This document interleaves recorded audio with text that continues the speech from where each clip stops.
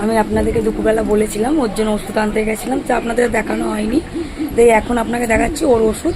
আর ওষুধ খাওয়ানোর অ্যাক্টিংটা দেখুন, শুধু দেখলেই আপনারা বলবেন যে কি বদমাইশ ও।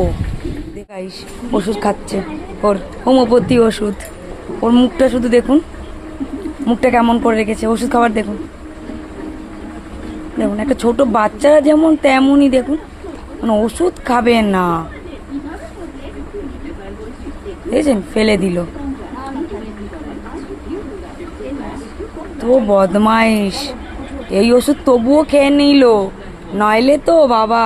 এই যে ওর ওষুধ দেখুন, হোমিওপ্যাথি। এই যে মানে এতটা বদমাইশ ও যে ওষুধ খেতে চায় না। দেখ ওই দেখুন, আমরা ভাবছি ওষুধ খেয়ে নিয়েছে, ওষুধ খাইনি ফেলে দিয়েছে।